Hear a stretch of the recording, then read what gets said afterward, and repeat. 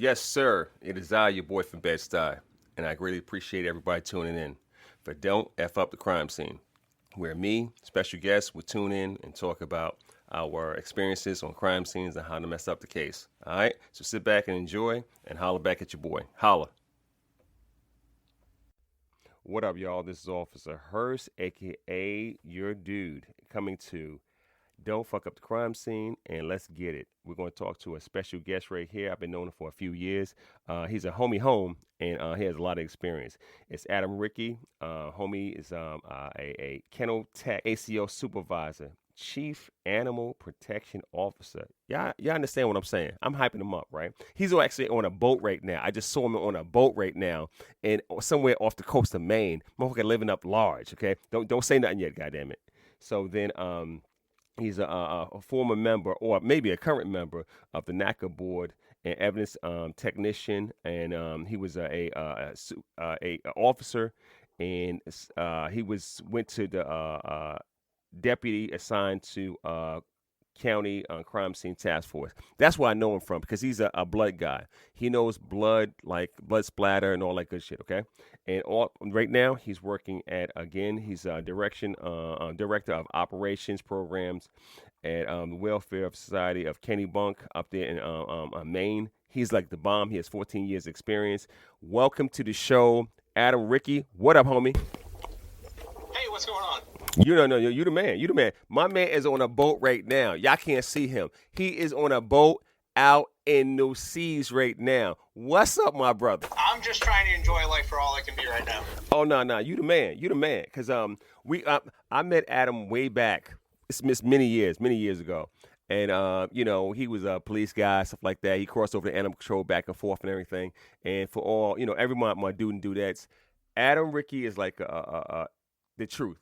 I'm gonna be real with you. He's the truth. I met him way back and everything like that.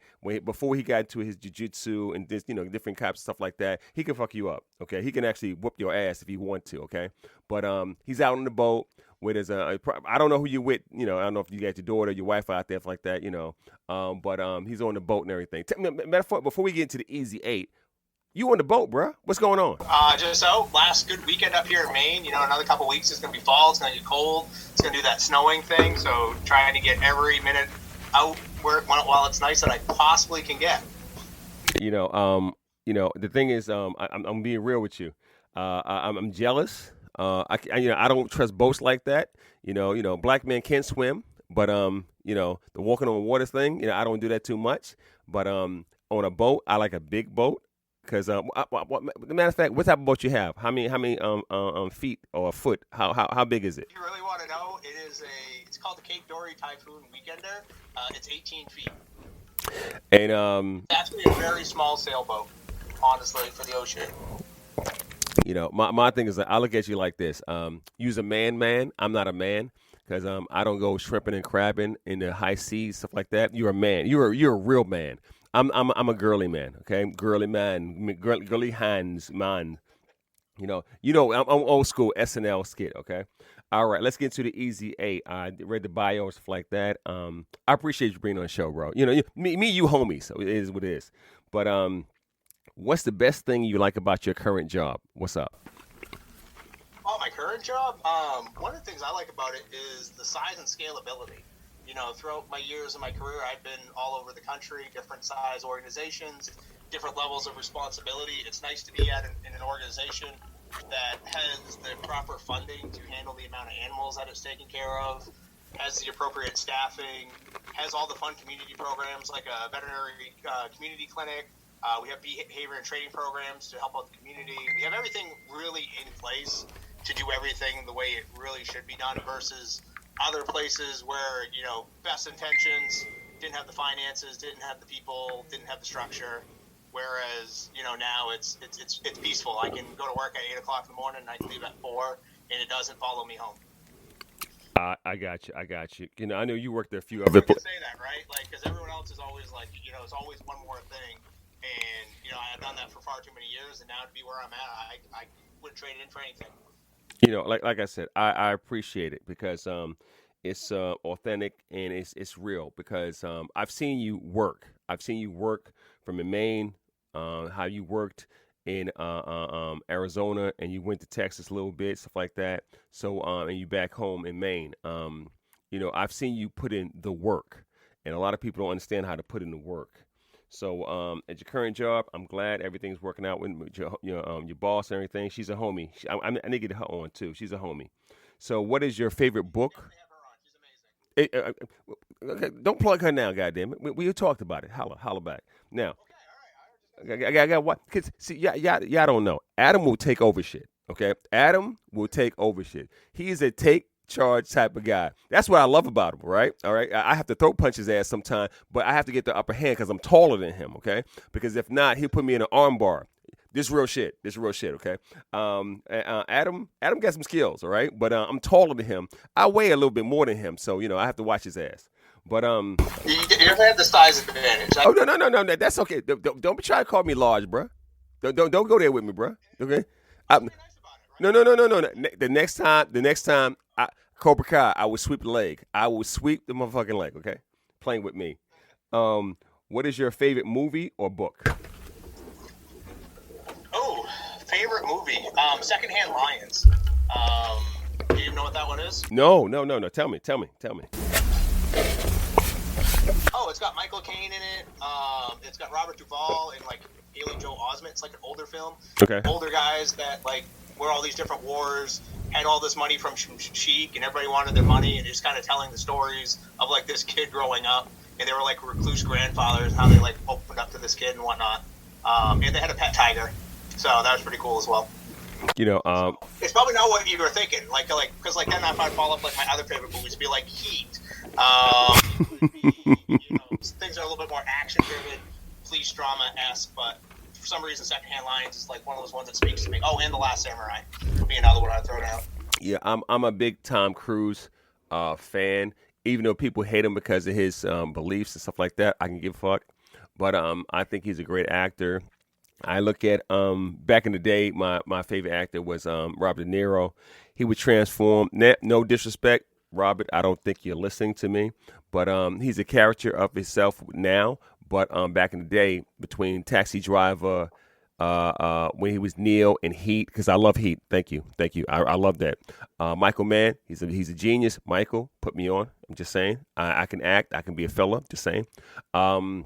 So some of Tom Cruise, and I'm a big Tom Cruise fan. People hate him because he's a little crazy, stuff like that. I love him to death. All right, next one will be most interesting case you ever had. Most interesting. Does it have to be animal related? No, man, come on now. This don't fuck up the crime scene. Stop playing. Oh, I kind of know the realm and like what the audience. Fuck out of here. Everybody's good. Fuck out of here. Go ahead. Cool.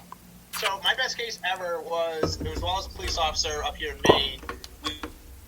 We had a report of a fight at a bar, at closing time, 1 o'clock in the morning. And we get there, everybody's like cleared out, everything was quiet. So the other officer that was on left at the end of his shift, and I was actually the only officer on. And we get a report of a stabbing victim at like some house, and we go there. Well, I go there by myself, and we start talking. And the guy's got a couple stab wounds to his abdomen. That's all fine and dandy. And he's all alert, not dying. So we're going through all that.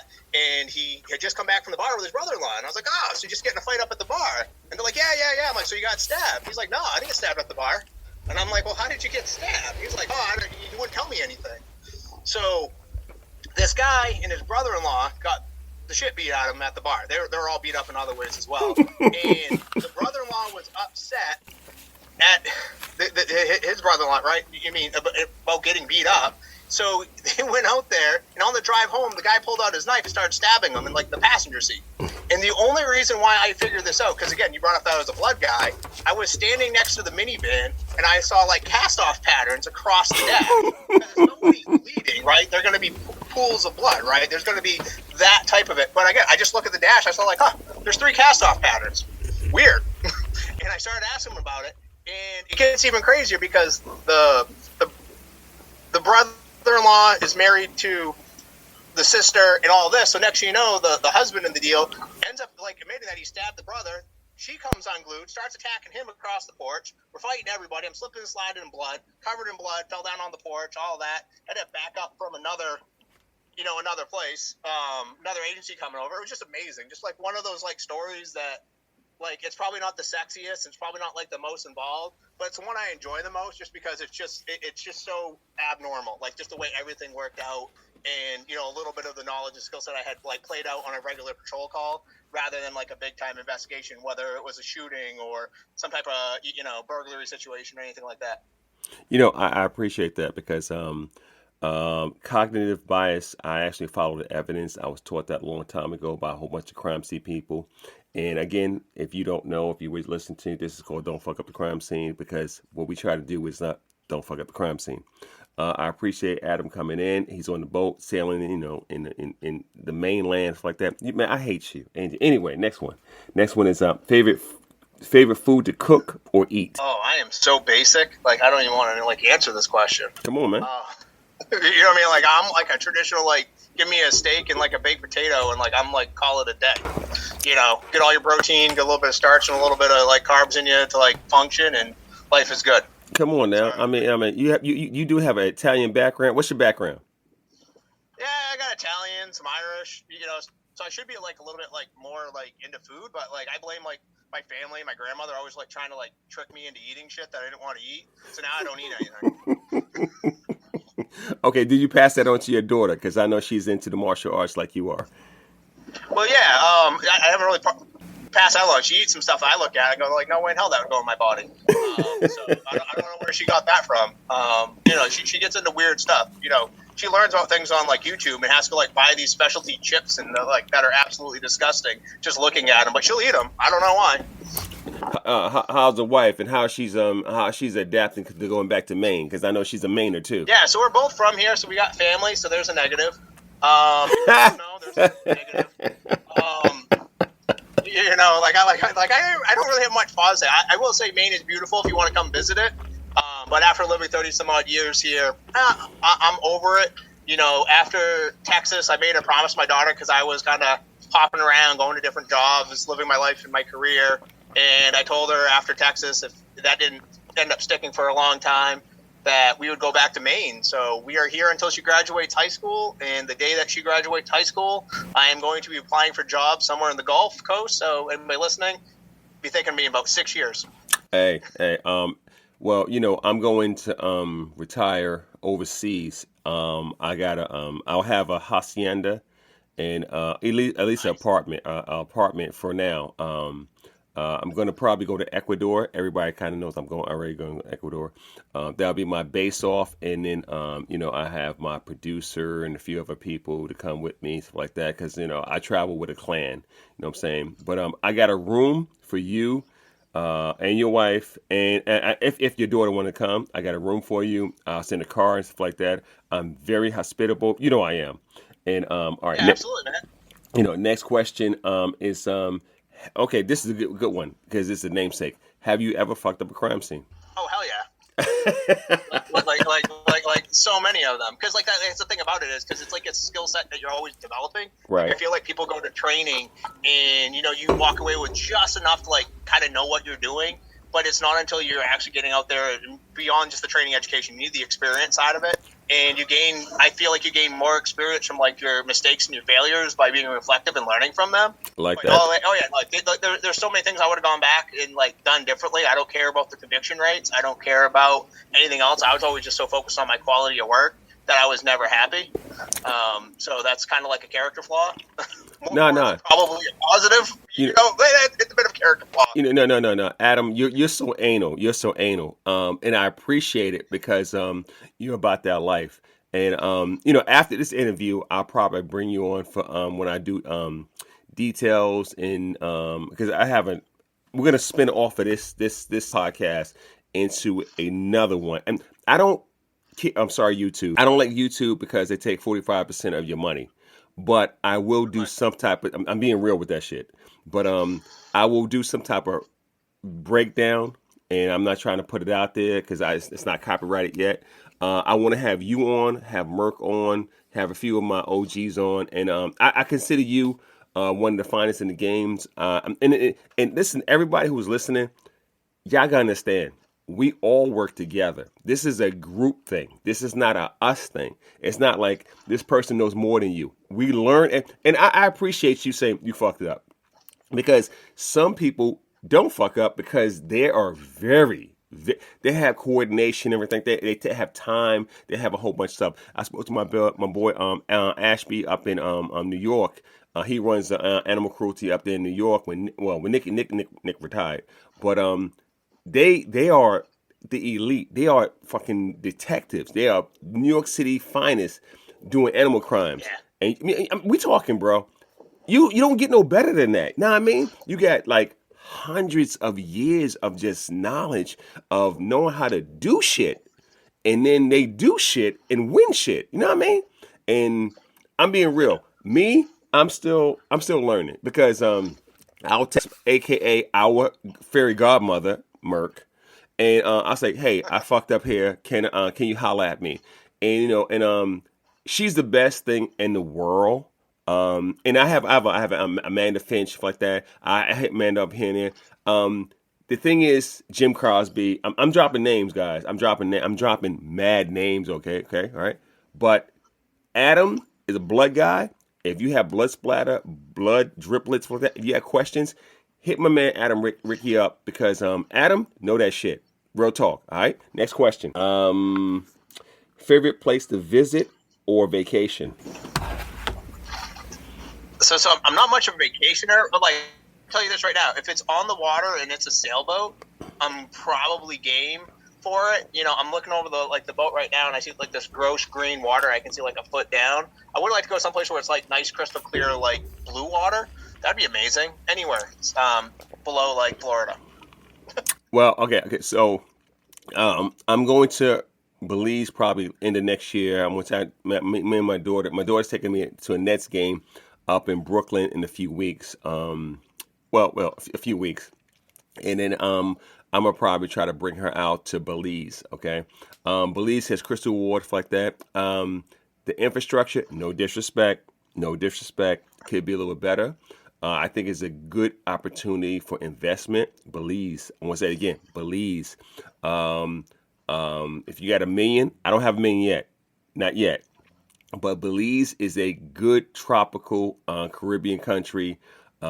Speaks English and takes the American dollar over the peso, which I don't give a fuck about that. I like the peso because of the currency. Anyway, I'm not going to go there. But I Adam, was gonna say, like, where are we going, man? If you go someplace like that and you live there, I'll come and visit. But I'm gonna have to bring a boat to it. no, wait, no. You're not gonna have one. Hey, I'll make sure I have a jet ski for your ass. But I'm gonna bro, we talking. I got you.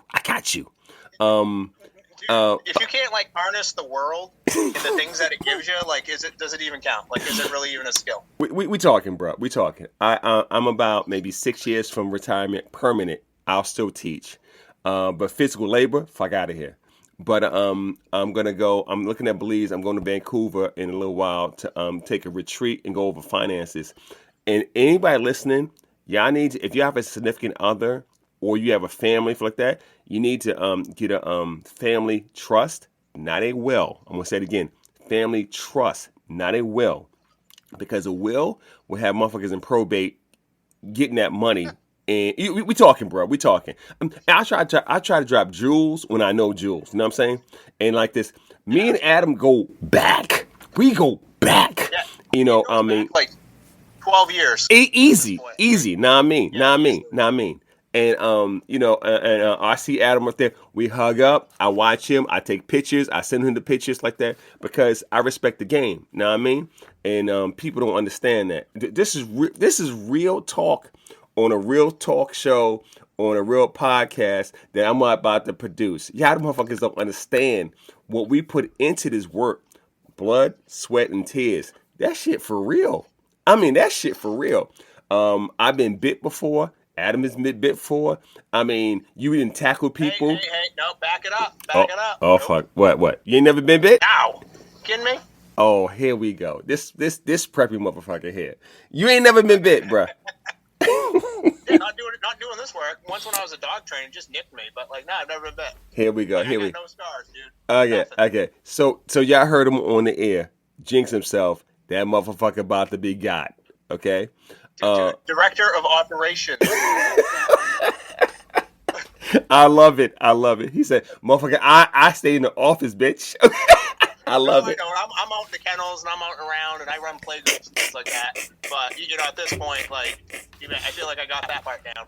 Listen. I love it. I love it because a friend of mine, Brandon, aka Kerry Brandon, we talked about it. I did a 2 day session up in Livonia, Michigan, about maybe four weeks ago, and we had a good time. And she said, "Yeah, I never been bit." Maybe a few days after, her ass got snatched. But I mean, you know what I'm saying? So watch yourself, bro. Watch yourself. We No, talking. I got it. You got to remember, I'm up in Maine. Like, we got like really nice dogs. It ain't like back in other places where you have like an entire row of kennels that are under like bite quarantine that are trying to get you, and you're out in the field trying to get your hands on these things. Like, it's Maine, man. Like, more than half of the pets that come to our shelter come from other states. Whatever. It's so different, dude. So different. Bougie motherfuckers. All right, next question. Are you a good teammate? Yes or no? Come on. Oh, it depends on the scenario. Like I feel like that with the work that I've done, there comes a point where you have an ego. So I have learned over the years to not let that be my driving force. Hence why I've kind of scaled back and doing the things I'm doing and trying to enjoy life versus like pushing so hard for my career and the namesake and the national notoriety and teaching at whatever it is and everything else. So like I would say majority of the time, yes. But I do have an ego and I want to be the best, and that's just how I'm hardwired. Sometimes that means you steamroll someone. No, no. It has to get done. I'm sorry. I gotta laugh because I come off as brash and cocky. I don't think I'm cocky. I mean, as we say in the business, we're very confident. That's the word. No, your ass is brash. I've seen you work. Your ass like bitch. I mean, your ass is brash, and I love that about you, and hate it, but I love that about you because you like this motherfucker. Because you put it down like you talking with Merc. This is we talking. You talking with Merc. You be like this. Da da da da da da da da. You're like no da da da da da. I've only argued with my mentor one time, and she put me in my place. But you the type of motherfucker, they'd be like this, no. I'm like, motherfucker, what? I mean, A.Ricci is the motherfucker who will question their mentor. Which is real talk. And I love you to death.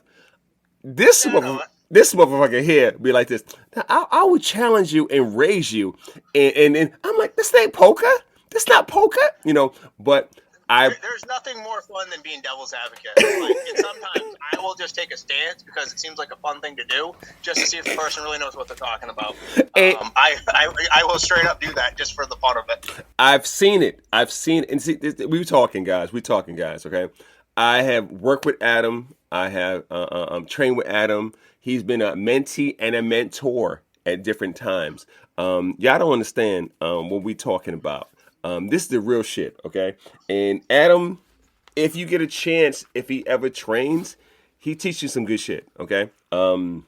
You guys know I'm not a cursor because I don't curse outside of my podcast. I don't use any profanity outside my podcast, but this is when I get to exercise my inner self, and I'll be dropping fucking bombs, bruh. But because I have to woosah and get all that shit out of me. But next one is what type of animals do you have? A dog or a cat, and why? And why? I have dogs and I have cats, and about to have a brand new beagle from Indigo Research Laboratory there as of tomorrow. So like I got like this 4-pound Chihuahua, and that's not like I used to do like pitbull education advocacy. I used to specialize in like training bully breed dogs and all this other stuff very early on in my career. And I'll be honest with you, I really love that 4-pound dog. Looks like a gremlin. It's just this little mystical thing of amazingness. I don't really know what else to say about her, but like I think when people like realize I walk around with a 4-pound Chihuahua and I happily carry her, like people are kind of caught off guard by that. And cats are cats. They all bring something a little bit different to the table, but it is what it is. It's busy to have anything else. Cats you can like set and forget. The dogs, they can tag along.